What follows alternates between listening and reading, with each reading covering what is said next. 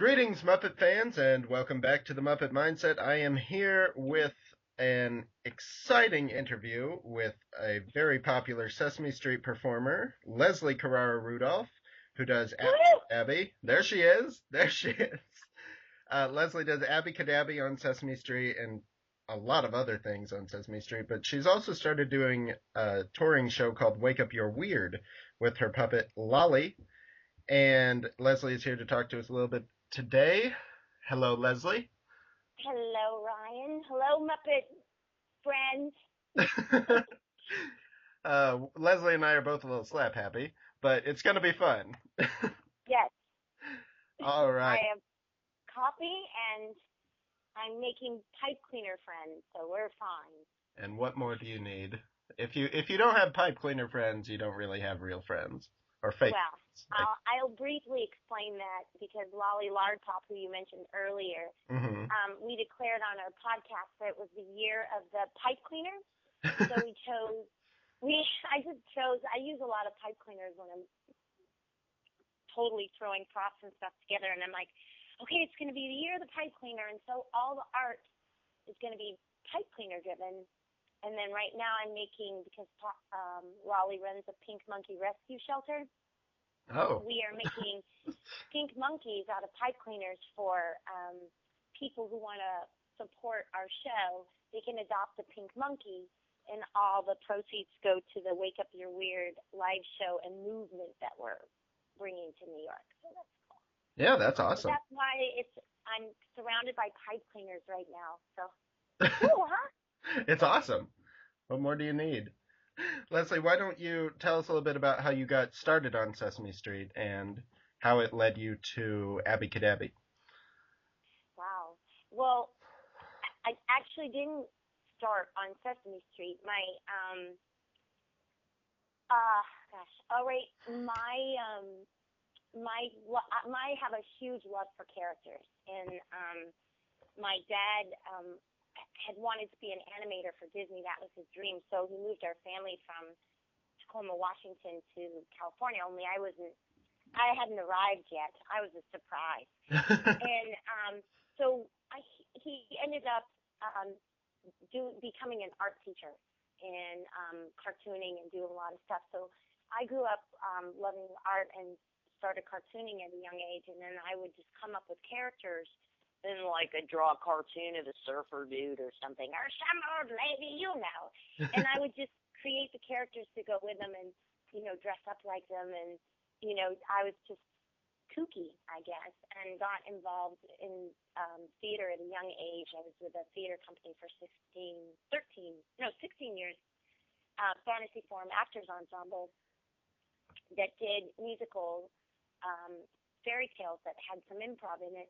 for young audiences, and they would cast me anything from like Pinocchio to Rudolph and all these crazy characters. So I also did a lot of theater, so I studied a lot of voice.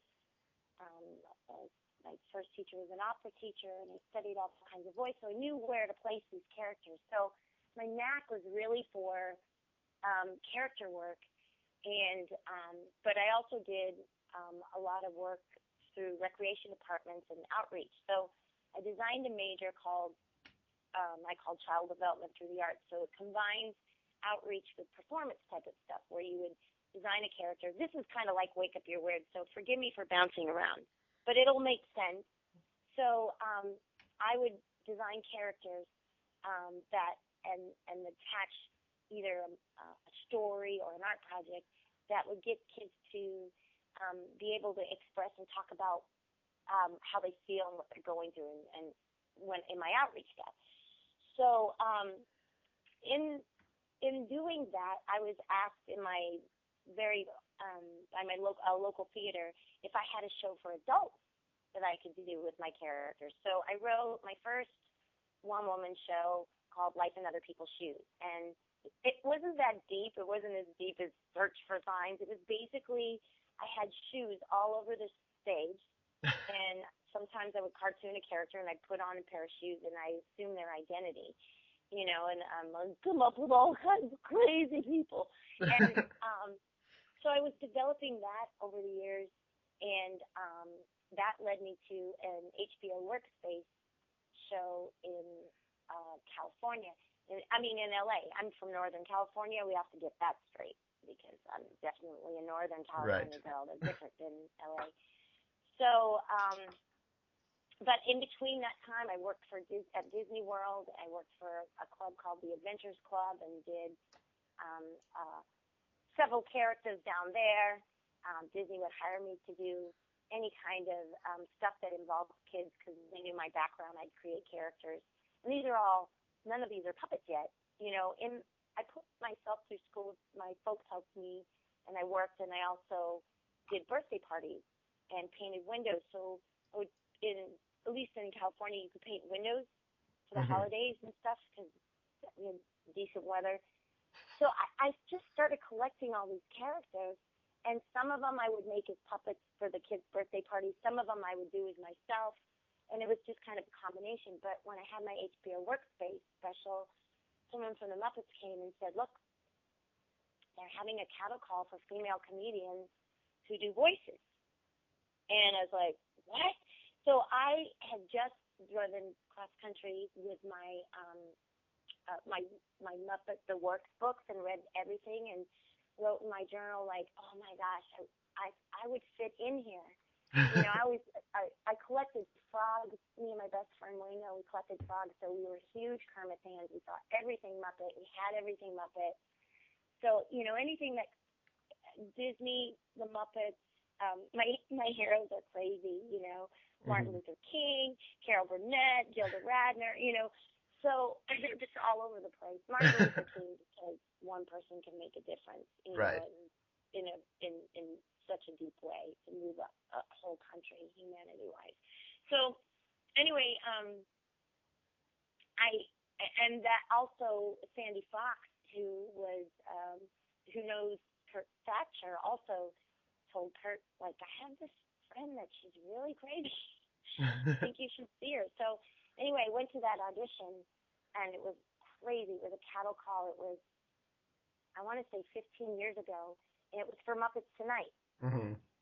And so they literally were seeing like 5 people every 10 minutes from 9 until 4. Wow. And it was crazy. So anyway, we had to prepare a monologue and a song, and then they had a puppet there. So my monologue, I do the Wizard of Oz in 2 minutes. That's kind of my trick. I don't know if I can do it this morning. I don't think you can. Now go home. Okay, whatever. So, Hoda, please try to talk. So I did my monologue that the Wizard of Oz that ended with Somewhere Over the Rainbow, and then Bill Beretta was there, and they filmed everything, and he says, "Come here, sit down," and he's like, "Why are you like this?" He goes, "No, really, what's your story?" And I kind of just said, I don't know. I love characters, and so then we had to count with a puppet, and I was horrible. So out of that cattle call, then they narrowed it down to like 25, and our next audition, there was Brian Henson, there was Martin Baker, there was Alan Troutman, and they were there with puppets, and the whole time I'm like, oh, I'm gonna throw up. And then it was down to me and this other girl, and I want to say it was Louise. I think that's her name. I'm probably getting it wrong. She was from the Groundlings. And I think out of my sheer Jack Russell hyper joy and stamina is that after it was just us with Bill Beretta giving us monitor training just to see whether or not we could take it. She was like the heel. She couldn't hold the puppet over her head, and I was like, I'm a superhero! More! And I was just like, oh my God, this makes so much sense to me in my world, Yeah. Not only to see the world the way I do above my head sometimes in a cartoon bubble, but to actually be able to perform the world above my head in a cartoon bubble that people see. So to me, it was like, oh my gosh. And like when I wrote in my journal that I believe I wish I could have met Jim Henson because he would have known where to put me, it was probably about between that entry 2 to 3 weeks until I found out about this audition. So I was shaking inside. I was like, Wow. oh my gosh, did somebody read my journal? It's like, I'm like, oh, I just happened to make this wish. So I was in a super excited place. Yeah. So I ended up getting the job on Muppets Tonight. But what happened was Bill says, okay, yeah, well, someone will teach you. And it didn't happen. It was a nightmare. I show up. I was like, okay, and I showed up on the lot and Raleigh Studios, and they go, oh yeah, we're just gonna get the puppeteers together first and kind of talk about characters. So I'm like, go on to the lot, and there's Frank Oz, and Steve Whitman, and Bill Beretta, Kevin Class, Jerry Nelson, and Dave Gold, and me, and I carry a fish purse most of the time. So I just walked in, and they just looked at me like, what is that, and why is she here? And I was like, oh my God. And if I had to pick up a puppet, it was going to be very apparent that it was not appropriate. So I was just kind of breathing deeply, and they were talking about characters, and they were just brainstorming some characters they had already talked about, and somehow it came across that they, gosh, these new space characters, wouldn't it be funny if one was just like a brain on the end of a head, on the end of a neck, and if we just had, and I go, well, I have a brain in my fish purse, and they just looked at me. I was like, that's the first thing I said. That's the first thing I said. I have a brain in my fish purse. I'm like, oh, because I did. I had this plastic brain. I've always just been fascinated with them. But it was a plastic brain that was filled with bubble gum. Only I'd eaten all the bubble gum out of it. And now I just had slips of paper that were just ideas that I was storing. Oh my God. So I give them my plastic brain and they grab it. They probably don't remember this, but to me it was a vivid nightmare. Right. And so they put it on the end of the puppet. They just kind of looked at me. They never really said anything. Bill had introduced me earlier. This is Leslie Carrara. She's going to be probably, he's probably said something wonderful, but I was in a daze. So the next time we were together was the first day of shooting, and there was all these extra puppeteers because it was a big group scene. And so Bill goes, here, Les, put on, here's New Zealand. And I was like, what? And, oh, you're not going to be tall enough? So here's some boots that belong to Karen Prell. And I'm like, oh, my God. I was like, no, it's not happening. He goes, and stand next to Animal, which was Frank Oz. Wow. I'm telling you, I was like, well, at that moment, I'm like, okay, well, this was a short-lived time for me. Right. I was like, oh my God, please, dear Lord, they certainly are going to know very soon that this was, what are they thinking? So I went in there and I just, I just said, Jim, if you are there, will you please help me somehow hold my puppet up straight? Thank God it's New Zealand. He's a bit of a spaz. So I'm okay. So I went in there and I survived. I don't know how. And then every day, what I did was, Bill would tuck me in the back. I had a monitor in my room. I would bring puppets up to my room. I'd practice. Sometimes I can get the extra puppeteers, like, Drew Massey would help me in my room and stuff. And I just thought, any moment they're going to fire me. Like, I just thought if today's the day they'll probably fire me.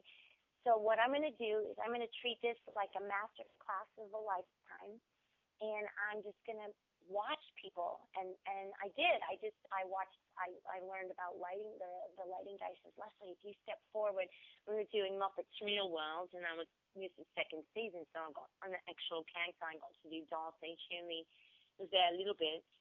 But, the lighting guy, you say, if you step forward into the light and say, like one step and say your monologue and then step back, the lights will be dark on you and you can brood. I'm like, oh my God. So I really took the time. I studied people's styles. I could relate most with Bill Beretta and his, subtleties. And he would say, pick and choose. Every once in a while, he'd come back and he'd give me a little pearl of wisdom. And Kevin would just like bury his head in his hands, like, what am I going to do with this girl? She's terrible. And, Bill said, she's got characters, Kevin. She's got characters. And then, at the read-throughs, I get to read certain things. But most of the time it was just like, okay, pent-up British woman. I'm like, fabulous. I can't wait to see Whitmer. Oh, man.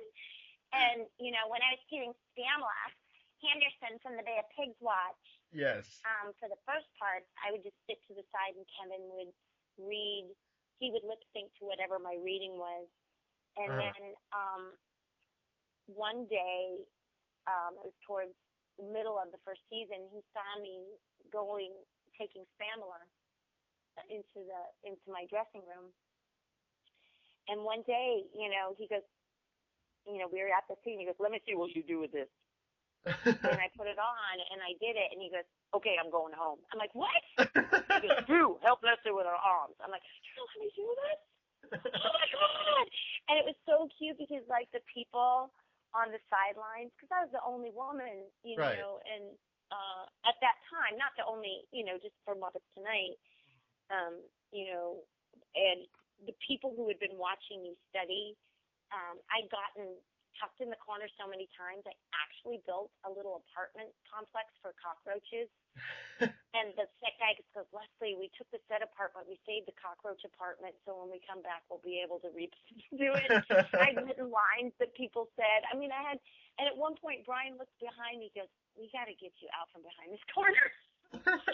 And then Brian would pick me to be his right hand for Thor, God of Thunder. And it was basically a scene where they gave me goggles and said there's going to be pyro. Brian wouldn't tell me anywhere where he was going. I'm just holding on to him, whip me and slam me into walls and bash me into things. And he gave me a stack of books that my hand wasn't big enough to hold. And I go, can I have a thinner book? He goes, Thor wouldn't read thin books. I'm like, oh my God. So then one point he came down and I looked at him. I'm like, is this some sort of sick hazing? And he kind of looked at me and he goes, yeah. So I think for me, like my sheer utter joy, and then Kevin said, we're doing a workshop in New York. You should be there.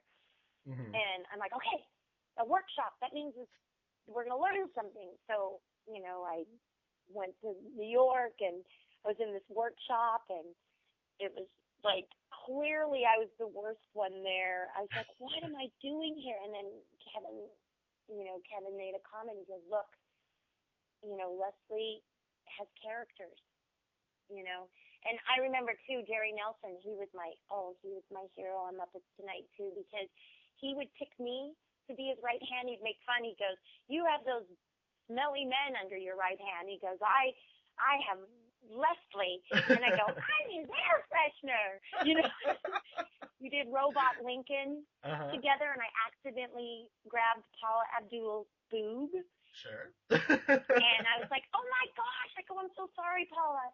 And I knew Paula because I knew the dancers briefly because of my background in theater. And Jerry goes, Robot Lincoln would have grabbed her boob.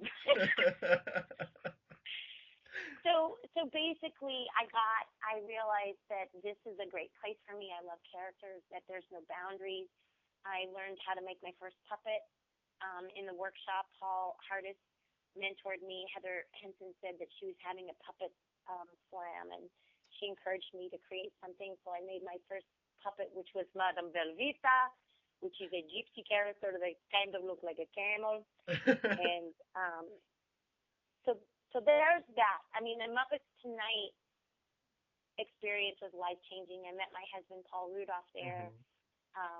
We both, I sing, I haven't sang with a big band since I've been to New York, but I used to sing with Mike Henneby's big band orchestra. And we kind of connected when Tony Bennett was on the show, to that genre of music. and he had albums that he bought for Tony Bennett to sign. And I'm like, oh my gosh, my dad would love that so much. San Francisco, I'm from the Bay Area. And he gave me one of the albums. So I was like, oh, this guy is so cool. And on the set, a lot of times there was a piano, and Paul would play the piano, and we would just kind of sing a little bit together. One of our rap parties, Paul put together a band that had himself, Bill Beretta, and I sang. Paul played vibes. Richard Gibbs, who was the musical director, used to play with Oingo Boingo. It was really great. We put together a lobby band, and I think that's when that solidified our, that kind of brought us together. I mean, the Muppets and Mugus brought us together.